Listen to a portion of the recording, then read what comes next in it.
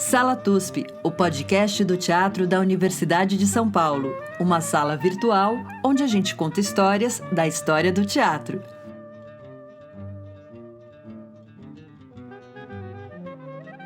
Olá, ouvintes do Sala TUSP.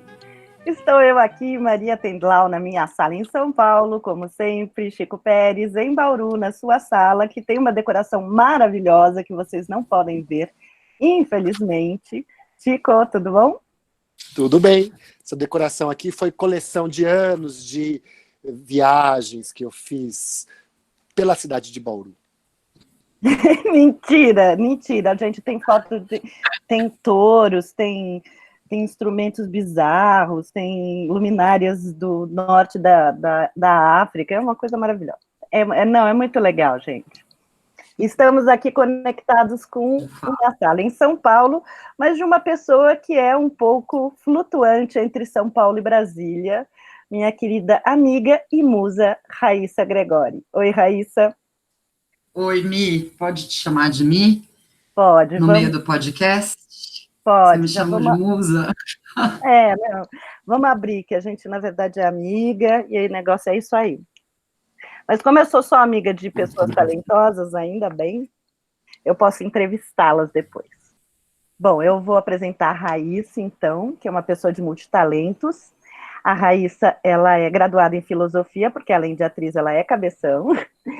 E ela teve uma formação de atriz no Teatro Escola Célia Helena e no CPT. Estudou com umas baita atrizes brasileiras como a Cleide Ácones, a Juliana Carneiro da Cunha, a Fernanda Montenegro, ou seja, ela sempre esteve próxima dessas musas. A Maria Tendlau. Ah, não.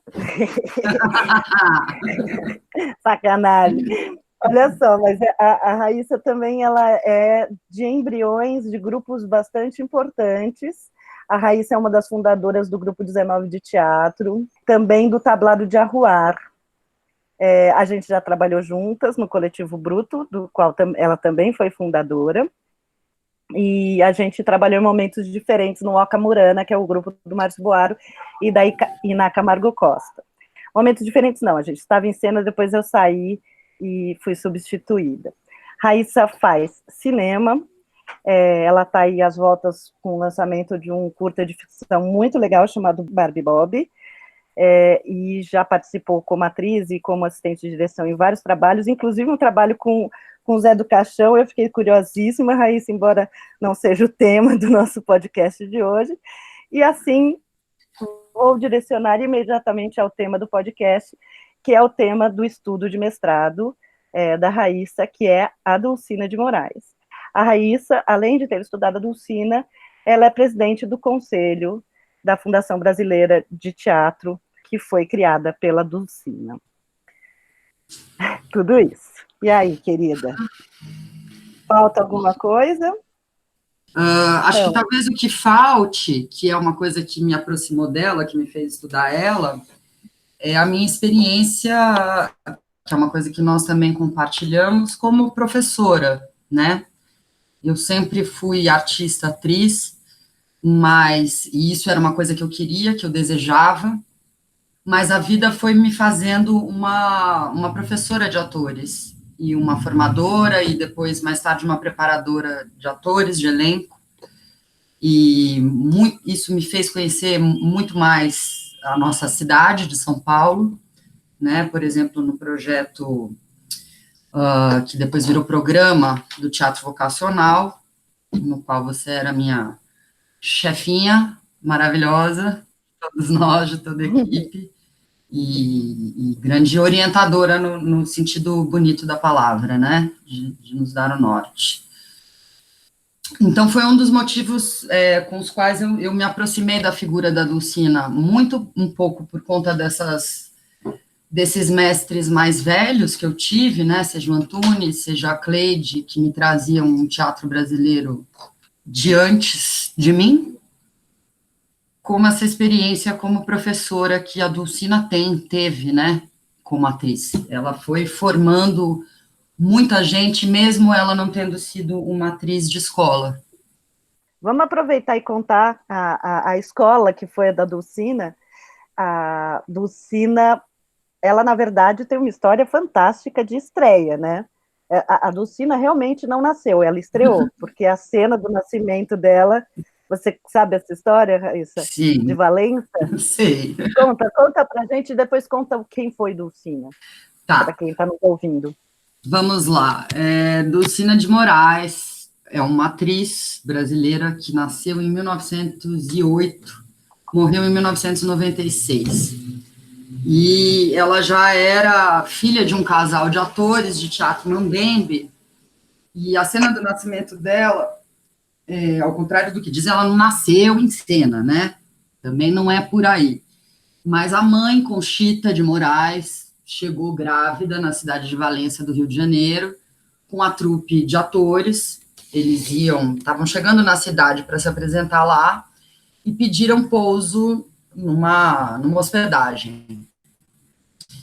Só que a Conchita já estava visivelmente em trabalho de parto. E o dono da hospedaria se recusava a receber uma mulher em trabalho de parto, porque dizia que se ela fosse parir lá na hospedaria dele, ela ia atrapalhar os outros hóspedes com os gritos, enfim, com as dores do parto. E esse tipo de violência obstetrícia que já acontecia em 1908.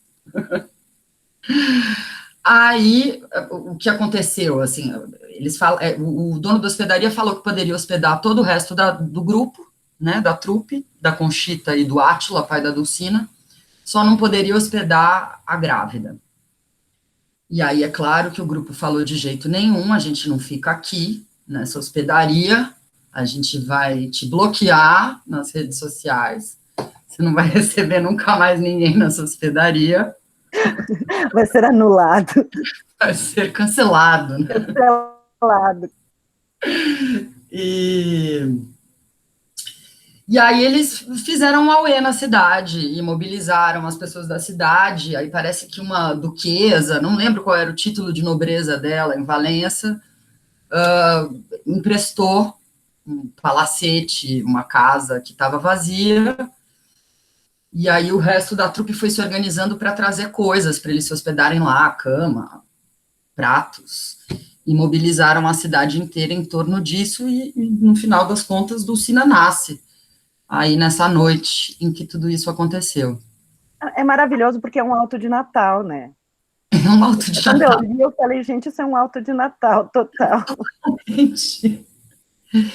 E daí tem isso, e daí ela vai estrear, né, entre aspas, com 3 meses de idade, porque a mãe já estava de volta aos palcos e não tinha onde colocar a Dulcina, né? Então ela fazia um papel na peça em que ela era de fato mãe que tinha um bebê. Aí ao invés de colocar uma boneca, ela colocou a Dulcina em cena. E foi super escandaloso, porque a Dulcina começou a se mexer, nem sei se chorou de fato, mas perceberam que era um bebê vivo e foi assim um escândalo. Como essa mãe bota o bebê em cena. Mãe desnaturada. Tiveram mais 2 estreias. Uma que ela Diga. fez um anjinho, justamente no Alto de Natal, que daí ela desconsidera. E aí outra, quando aos 15 anos, ela estreia na companhia do Leopoldo Frois, que era um grande ator, com quem o pai dela trabalhava e tal. E aí ela já faz sucesso. Blá, blá, blá. E, Raíssa, esse lado da Dulcina, nesse fazer, né, cotidiano, desde o nascimento, de certo contribui para ela ter uma visão muito prática, né, do ofício, muito concreta, né? E isso eu acho muito interessante. Você acha que isso tem a ver com a formação dela, um olhar que ela tem para o teatro? Nossa, acho que sim. Acho que você foi perfeita aí na sua formulação. Né? É uma visão de ensaio, ensaio, ensaio. E não só pelo ambiente de casa, pelo modo, né, do fazer teatral da época, de uma quantidade de peças exorbitantes no repertório. O povo estava sempre ensaiando. 6 peças por ano. Estava vendo na sequência cronológica, 1926, 6 peças, 1927, mais 5. E isso assim, por temporada, né? E aí estreava uma nova, mas pegava as de repertório antigas, ia mudando, ia fazer uma temporada em outra cidade, aí dava uma jambrada no repertório de novo. E como que era a produção nessa época, Raíssa? Assim, eles não eram considerados, apesar desse passado compartilhado de mambembice, né, com o teatro-circo, com outras expressões mais populares, eles eram considerados os profissionais da cena, mas como que isso era visto em termos profissionais e em termos de organização de produção? Como que funcionava? Bom, aí eu acho que há uma diferença e uma ruptura entre o que acontece no panorama dos pais da Dulcina e o dela, né? Porque os pais estão nesse momento mais mambembe, aí um contexto de grandes companhias, de grandes atores, como o Leopoldo Frois, que a gente falou aqui, mas aí a Dulcina, ela já cria a companhia dela, casada com o Odilon, em 1934. É a companhia dela, do Oduvaldo Viana, pai do Vianinha, e do Odilon, que é Companhia Viana Dulcina Odilon, uma coisa assim. Dulcina, não lembro mais qual a configuração dos nomes. E eles estreiam uma peça chamada Amor. Mas é um contexto, sim, de teatro profissional, profissionalizado, e as grandes companhias, inclusive, era uma coisa de primeiro ator, um teatro mais elitizado, certo? Eu acho que com a Dulcina, essa companhia da Dulcina, do Odilon e do Oduvaldo Viana, já é uma grande modernização, já traz um espírito mais compartilhado de autoria, de gestão, né? O Odilon é um cara que eles são empresários, eles já são vistos como empresários, nesse sentido, né? Tem uma organização aí da entrada do dinheiro, do borderô, da bilheteria, uma gestão da organização nesse sentido, que é muito onde a Dulcina vai se perder, né? Quando mais para frente, sem a figura do Odilon, ela tem que dar conta da fundação. Mas ela era considerada ela mesmo empresária. Eu estou tentando pensar aqui se há uma diferença entre a companhia que ela geria também e outras companhias com grandes primeiras damas que surgiram no teatro mais moderno, que a gente chama, em que sim, tinham figuras de frente, Maria Della Costa, enfim, a própria Fernanda Montenegro, mas que havia um patrono, um esposo, um patrocinador por trás. A Dulcina, ela também era gestora. Sim, e eles nunca trabalharam com essa ideia de um patrono, entendeu? Sempre, e acho que isso coloca ela num outro panorama, né? Ela sempre foi muito acusada, por exemplo, de um repertório mais frágil, de fazer comédias populares. Mas ela tinha uma necessidade de uma preocupação em fazer girar a bilheteria, porque vivia disso, porque não tinha outros recursos. E, inclusive, alternava grandes sucessos em que acumulava um certo capital, e aí depois vinha um grande fracasso no qual ela investia muito dinheiro, porque tinha também essa intenção de sofisticar o aparato teatral, né? Ela tinha um fascínio, tinha feito uma viagem para Nova York, tinha visto os espetáculos da Broadway, então ela tinha interesse pela iluminação, pela cenografia, em sofisticar esse aparato tecnológico. Teve uma coisa que eu fiquei curiosa também, Raíssa, não sei se você sabe, várias vezes ela é referida como uma grande cômica, e ao mesmo tempo ela é criticada por um histrionismo, né? Eu achei engraçado, porque não é próprio da comédia isso, e o fato dos grandes sucessos dela não serem comédias é também por causa de um certo elitismo da crítica. Olha, é engraçado isso, mas o maior sucesso dela é uma comédia. Aliás, os maiores foram comédias. Desculpa, eram comédias. Eram Chuva comédias. era comédia? Chuva era comédia. é que não é uma comédia tão ligeira como a maior parte do repertório dela, né? Essas comédias, não sei como a gente chamaria hoje em dia, porque não é uma comédia pastelão, mas é uma comédia popular.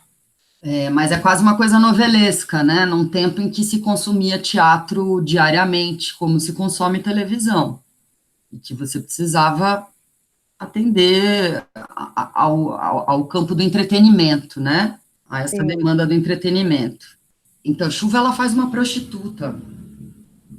É até um papel polêmico, porque, enfim, Dulcina era boa moça, né? Sempre foi mulher de um homem só. O biógrafo dela fala isso dela. Não, eu ia falar se o biógrafo era apaixonado por ela, porque as coisas que ele escreve dela é muito engraçadas.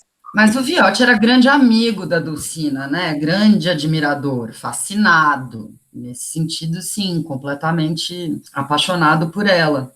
Mas que, dentro dessa paixão, e aí vem a minha admiração pelo Viotti, como eu trabalhei em cima da biografia, até porque eu estava na literatura, né, fazendo meu mestrado, é o Sérgio Viotti, que é excelente ator, né? A gente assistiu ele ainda. Sim. Amava assistir o Viotti, gente, nas E novelas. também uma pessoa muito dedicada à educação depois, né, na CAL, não é? Super, super. E jornalista, né? Escreveu, produziu muitos livros dedicados à história do teatro, não só do Cina, ao registro, né? Que é onde a gente falha, que a gente é tão dado ao momento, ao acontecimento. E agora a gente vive essa pandemia, onde tudo que se pode fazer a respeito de teatro é registro.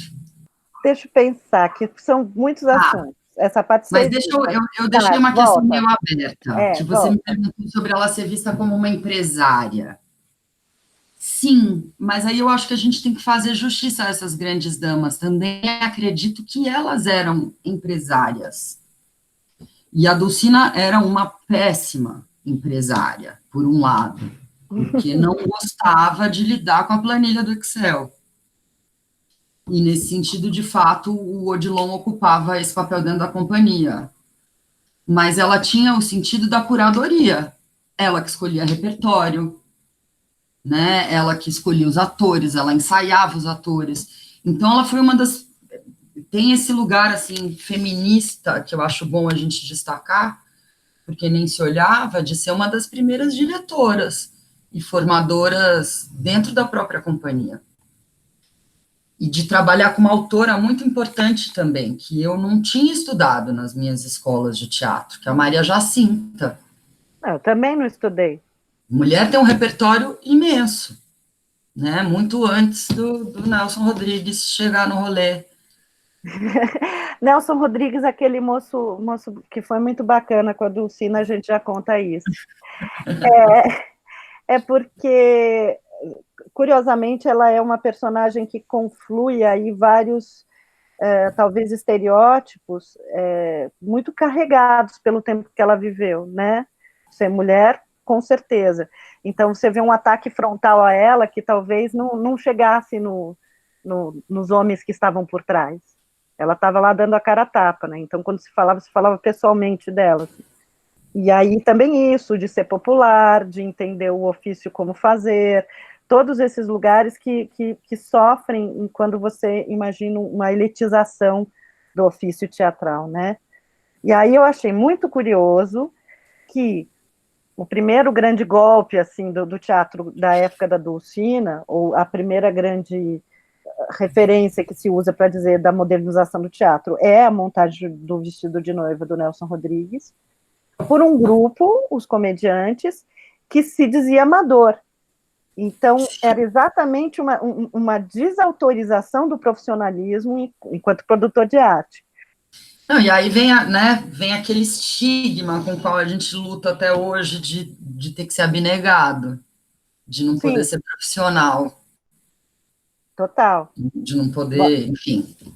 Nossa, total, Raíssa. Eu nunca tinha pensado nisso, é isso. Receber pelo nosso trabalho. E Dulcina, é claro que eu não vou defender o modo caricato dela fazer comédia, que já não é mais engraçado pra gente, né? Eu também, enquanto artista, estou interessada numa linguagem que já se transformou muito, desde os trabalhos dela, e num tipo de interpretação que também já se transformou muito. Mas foi uma pessoa que pensou na organização da categoria de um jeito mais moderno que se vê hoje, sabe? Foi a primeira pessoa a instituir um dia de folga para a categoria teatral. Eles trabalhavam de segunda a segunda. Ela falou, ator é trabalhador. Foi a primeira pessoa que anunciou com essa clareza, ator é trabalhador. E aí um mito que eu não sei, que a Fernanda Montenegro conta, de que, graças a ela, enfim, e ao grupo no qual ela estava inserido, de militantes da coisa, se alterou o cadastro dentro da carteira de trabalho dos artistas de prostituição para ator. Só que eu nunca consegui confirmar na legislação esse dado. Está aberta a temporada de quem consegue. Se alguém souber e conseguir recuperar. Inclusive, porque a história que eu ouço é sempre em relação à mulher. As atrizes eram prostitutas. E os atores? Eram mexês? Boa pergunta. Fiquemos com essa. Vamos prosseguir. Agora eu quero saber outras coisas. Depois a gente volta para o Nelson. A gente está rocambólico hoje, mas tudo bem. Isso foi em 1976, quando ela conseguiu uma entrada para aprovação de uma legislação de trabalho, não é? Sim, segundo aquele documento que você leu da minha dissertação. E é nesse momento que ela é um pouco acusada de ter negociado com o governo militar? Como é que é? Não, a negociação com o governo militar é em relação à fundação, quando ela vai para Brasília. E aí, de fato, ela vai para Brasília, na verdade, a convite da Sara Kubitschek, estimulada, que era amiga pessoal da Dulcina. Então, ela vai antes dos militares. Mas quando, de fato, ela se estabelece lá, ela já tinha aberto a Fundação Brasileira de Teatro em 1955, no Rio de Janeiro. Só que ela está buscando a transferência para Brasília da fundação. Então, ela já tinha vendido o teatro, que era dela e do marido, e a casa, que era dela e do marido, para serem patrimônios da fundação. E aí ela vende o patrimônio da fundação carioca para constituir o patrimônio da fundação em Brasília. Só que é tudo uma grana imensa, né? Tudo que ela vende, ela começa comprando o terreno. E aí obra, né? Uma obra de 5 mil metros quadrados. São anos até conseguir terminar o prédio, e aí o dinheiro acaba e tem que entrar mais dinheiro. E nessas, ela vai pedir dinheiro para o governo. Quem é o governo? Os militares. Mas ela só fez como todos nós continuamos fazendo, se inscrevendo em editais de governos de direita. O que o Nelson falou para ela? Porque é cruel o que ele falou, e é muito... a fundação que ela cria é praticamente uma resposta a ele, né? É maravilhoso, né? Dá para fazer essa peça desse encontro. O Nelson manda a Dulcina para a escola. Ele fala, essa senhora devia estudar. E aí ela abre a primeira faculdade, né, o primeiro centro educacional de atores do Brasil, sem nunca ter tido uma escola. Neste contexto, em que a peça do Nelson Rodrigues inaugura o teatro moderno no Brasil, ele tinha noção disso naquela época, porque, pelo que a gente já viu em outros podcasts e também no estudo que a gente fez, o teatro brasileiro começa, né, com o vestido de noiva.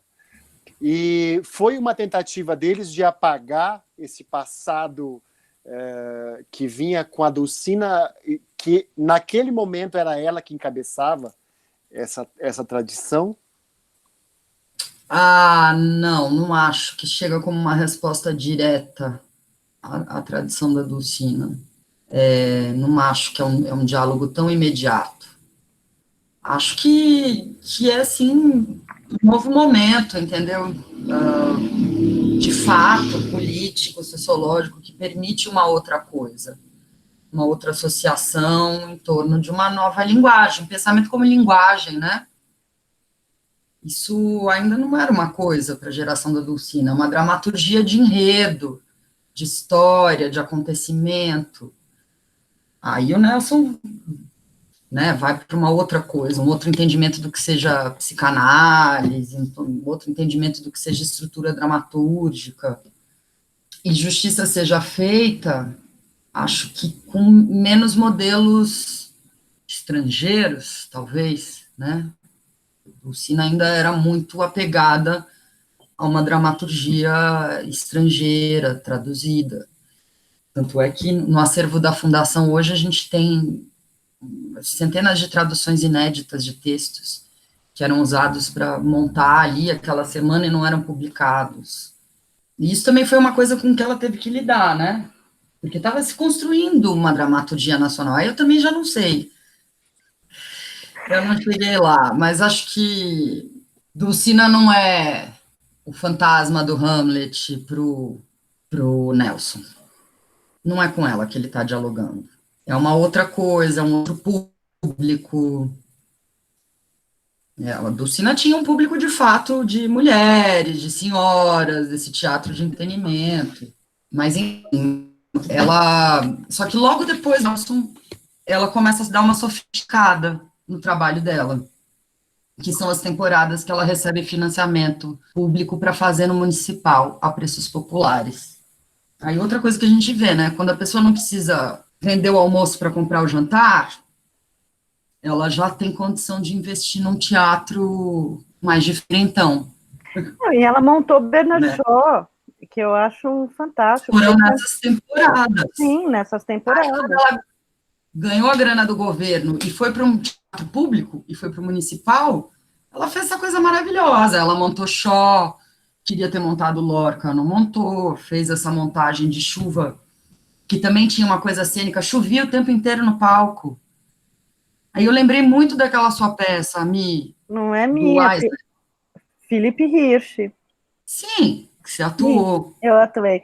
É a Avenida Drops, Teatro do SESI, dinheiro do Sistema S, né, mas é dinheiro público, que possibilitava fazer chuva em cena todos os dias. Não, lindo, melhor sensação do mundo entrar numa chuva em cena. E é isso, choveu o espetáculo inteiro na chuva. E como que ela tem a ideia da fundação? Olha, a Dulcina, né, ela tem uma coisa, eu falo dela como se eu fosse muito íntima, mas sou um pouco. Uma coisa de megalomania mesmo, gostava de uma coisa grande. E queria articular, eu sinto que, assim, não se contava ainda com um Ministério da Cultura, né, ou com uma cooperativa paulista de teatro. Ela queria articular a categoria. E aí ela fez isso através de alguns festivais, inclusive festivais de teatro amador, mas aí ela fazia uns espetáculos que ela chamava os amigos, os grandes atores e tal, e juntava os grandes atores de diferentes companhias e fazia o Poeira de Estrelas, um espetáculo com a galera. Isso eu queria muito fazer, gente, eu acho que deve ser muito divertido. Tipo Pelada dos Craques. Tipo isso. Mas, assim, para mim, a Fundação Brasileira de Teatro era o sonho dela de ter uma forte articulação nacional de todos os artistas. E aí, dentro dessa forte articulação nacional, tinha uma série de subcoisas, subprojetos que deveriam existir. Dentre eles, um centro educacional de artes. Mas a ideia era ter muito mais coisas. Sei lá, festivais que acontecessem, premiações, né, e que fossem regulares. E a fundação hoje, como que ela funciona? Você faz parte do conselho, preside o conselho da fundação. Como que ela funciona hoje? E eu queria que você falasse um pouco do acervo também.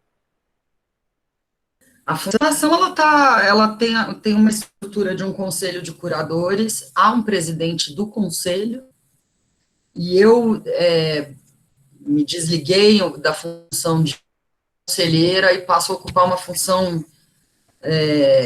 ativa, né, quando eu assumo a presidência da fundação. Então, eu sou um membro do conselho meio desapegado do conselho, porque o conselho tem que olhar o meu trabalho.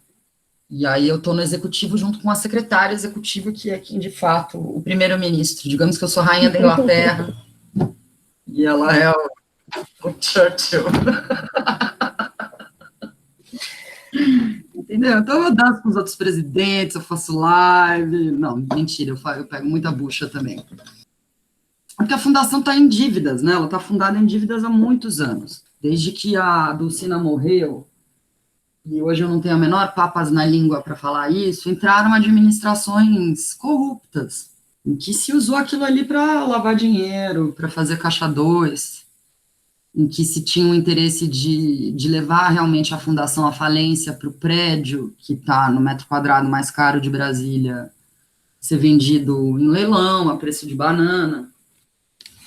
E a gente resiste a isso. Mas o problema é que, enquanto não chegar um grande patrocinador, alô, bancos que queiram uma fundação maravilhosa a serviço de vocês, alô, BRB, que não tem fundação de arte, é o Banco de Brasília, alô, poder público, porque eu acho que essa fundação tinha que ser pública, eu acho que ela tinha que ser federal, né? Ela vendeu o teatro para a Funarte, eu acho que a fundação tinha que ser da Funarte, mas sei lá o que tá da Funarte hoje em dia. Enfim, se não entrar um capital muito forte, a coisa vai degringolar demais, porque daí você começa a dever para trabalhador. Aí também não dá, né? Então, Raíssa, para quem está ouvindo, seria muito bacana ler a sua dissertação. A gente vai pôr o link, que é uma dissertação muito bonita, é uma dissertação que você se coloca de uma forma muito em primeira pessoa, e eu fiquei encantado no final, que tem uma espécie de dramaturgia de um diálogo seu com a Dulcina, talvez Sim. por isso essa intimidade.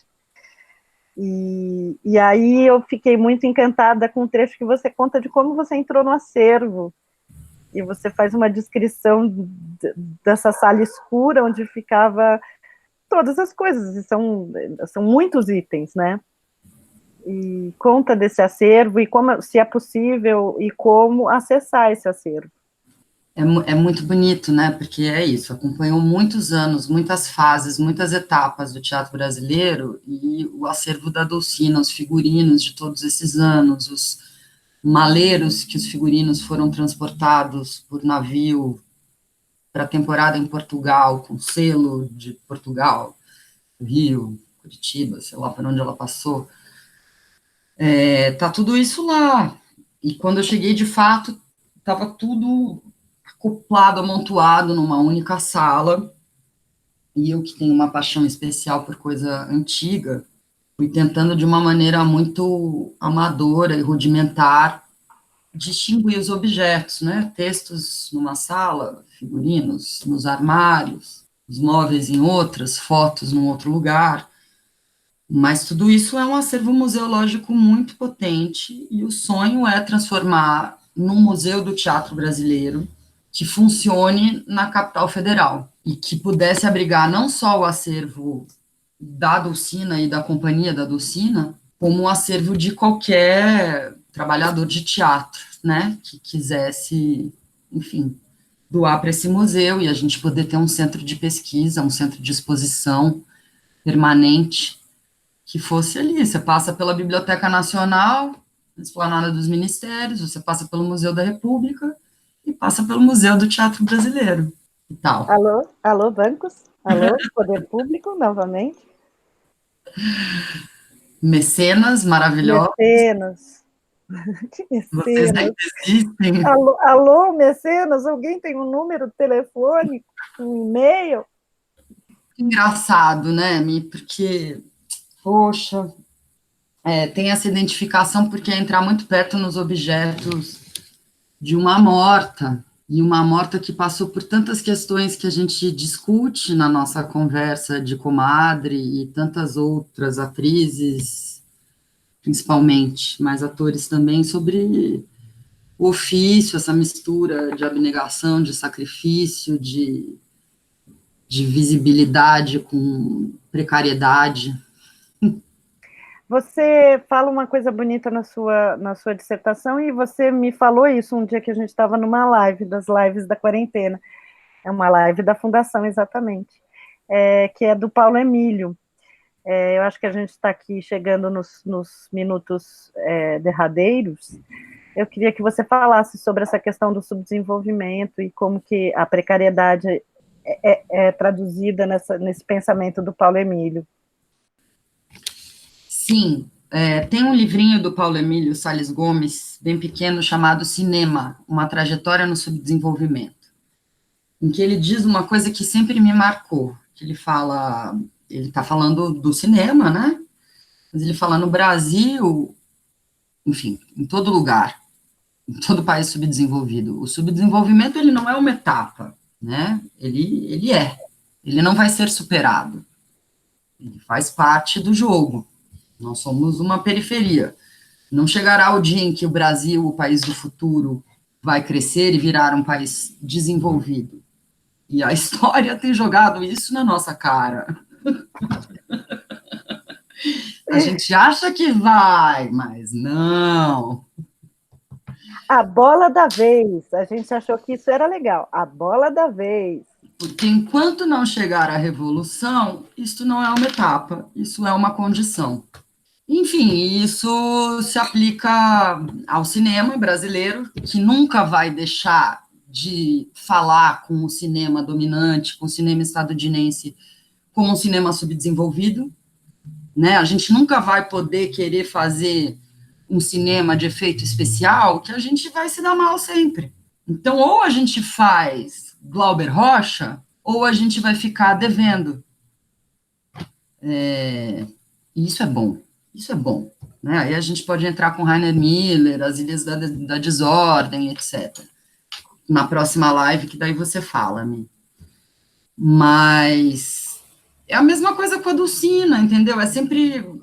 É claro que ali há um sonho, né? Um sonho de chegar num teatro sofisticado, um sonho de não dever nada a ninguém, que a leva a fazer um teatro mais do passado, um pouco, né? Porque enquanto ela queria fazer um teatro dos outros desenvolvido, é isso, os amadores estão chegando num outro sentido de ser brasileiro, né? Um outro sentido de se apropriar e de ser sofisticado, né? Que lida com a precariedade, que daí é sofisticado porque assume a precariedade e lida dialeticamente com ela. Nós vamos finalizar com este termo que a mim me gusta, dialeticamente. Raíssa, delícia. Chico, quer perguntar mais algo?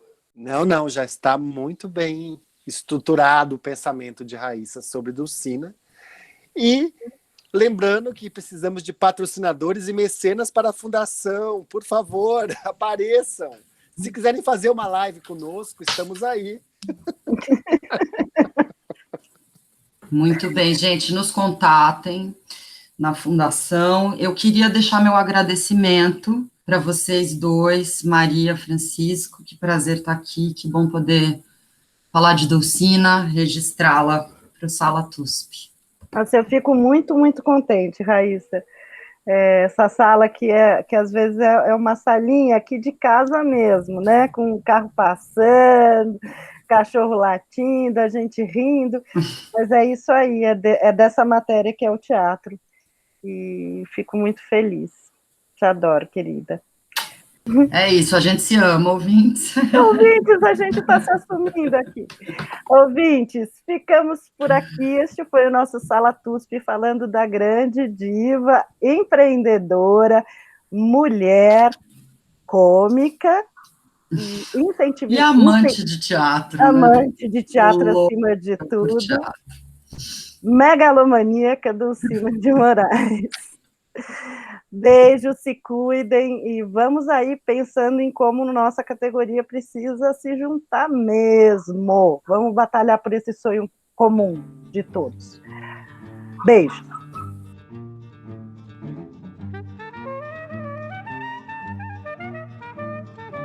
Esse foi o Sala TUSP. Sala TUSP, o podcast do Teatro da Universidade de São Paulo.